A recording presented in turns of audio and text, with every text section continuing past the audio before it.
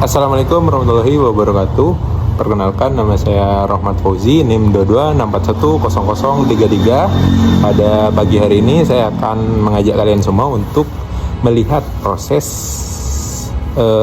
produksi beras, mulai dari awal kita beli padi sampai kita distribusikan ke para pelanggan. Terima kasih. Tanpa lama-lama lagi, ayo kita langsung masuk ke inti videonya. Baik, sebelum kita memulai proses produksi, tentunya kita harus menyediakan bahan baku terlebih dahulu. Dan kebetulan bahan baku yang kami miliki sudah tersedia dengan stok yang sangat banyak sampai menggunung seperti ini. Bisa teman-teman lihat semua. Dan untuk di dalam juga masih ada stok yang sama banyaknya seperti ini. Baik, kita lanjut ke proses selanjutnya, yaitu proses penimbangan padi. Jadi padi itu akan kita timbang satu persatu dan juga akan kita tusuk seperti ini. Kita taruh di timbangan, lalu akan kita tusuk untuk dijadikan sampel. Jadi setiap karungnya itu akan kita tusuk untuk dijadikan sampel di setiap karung, lalu akan kita kumpulkan. Dan di sini saya akan sedang mensortir apakah padi ini layak atau tidak, apakah bagus atau tidak, dan ternyata bagus. Oke.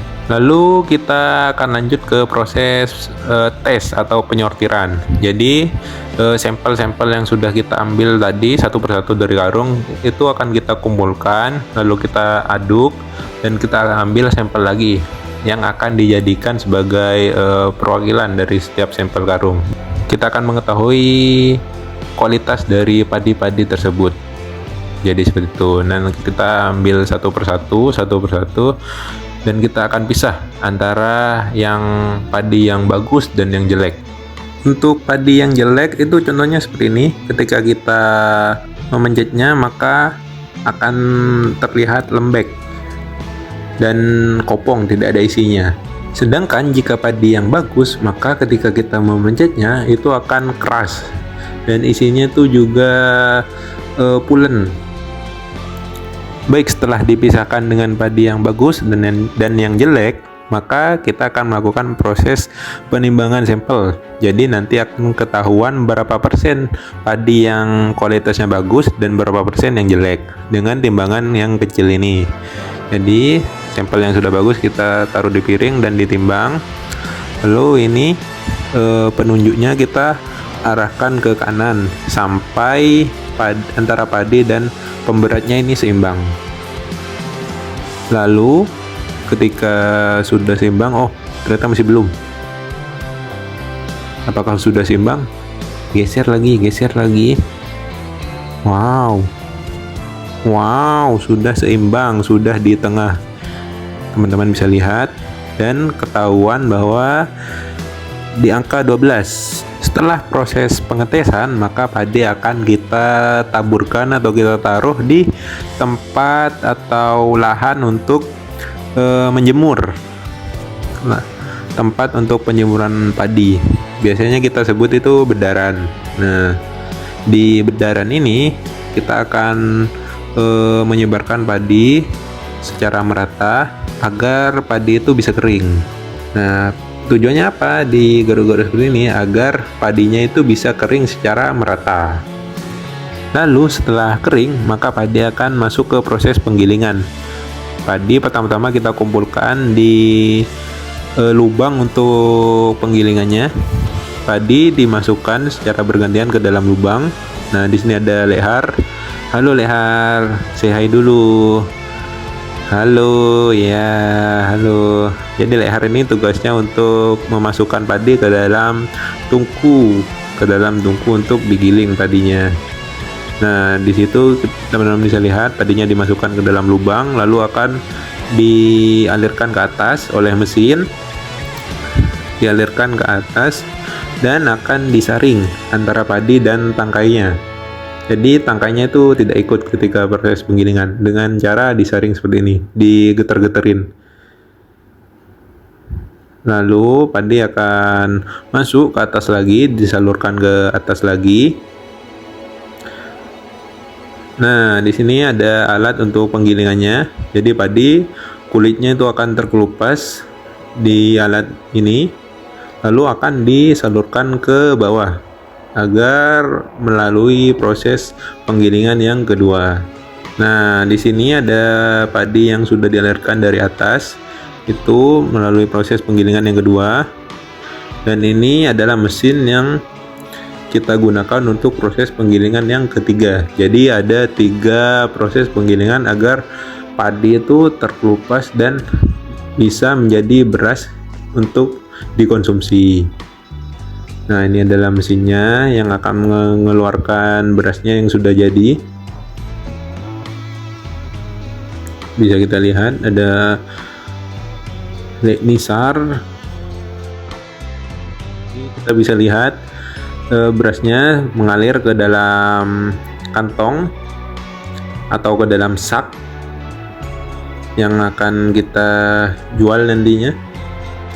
Nah, setelah beras sudah dimasukkan ke dalam sak, maka kita akan menimbangnya.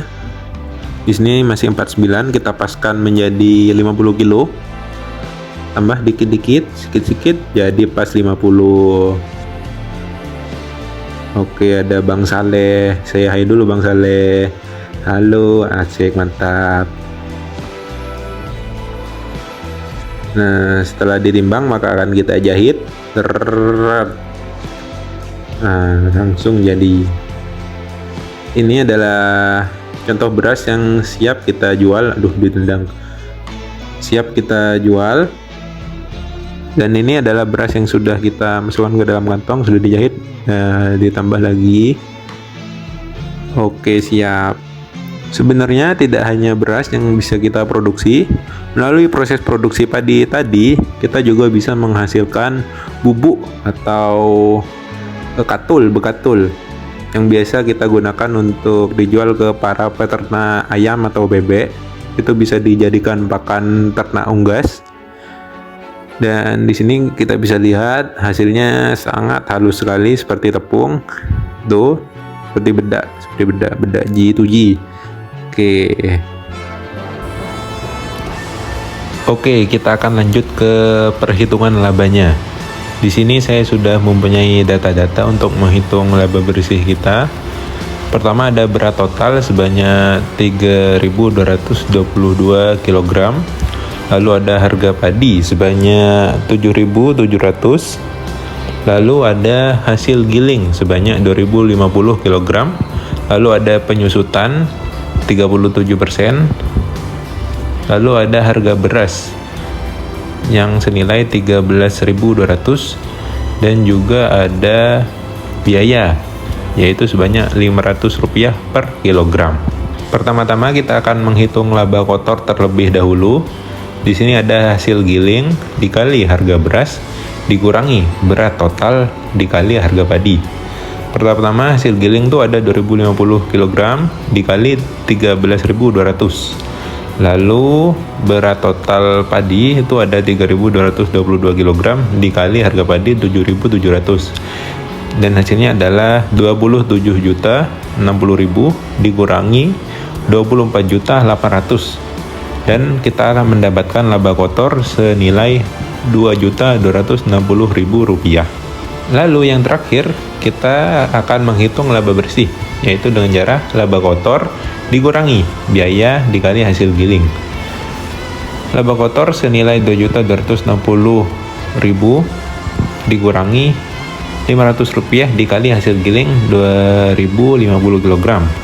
Kita mendapatkan hasil 2.260.000 dikurangi 1.025.000, yaitu hasilnya adalah Rp1.235.000. Ini adalah hasil laba bersih kita ketika kita membeli padi sebanyak 3.222 ton, maka hasil laba bersih yang kita dapatkan adalah senilai 1.235.000. Baik, tadi itu adalah proses produksi produk kami yaitu beras mulai dari awal sampai akhir, dan untuk proses distribusi atau penjualannya mungkin bisa kita tampilkan di tugas yang selanjutnya ketika tugas yang penjualan. Baik, sekian video dari saya. Kurang lebihnya mohon maaf. Wassalamualaikum warahmatullahi wabarakatuh.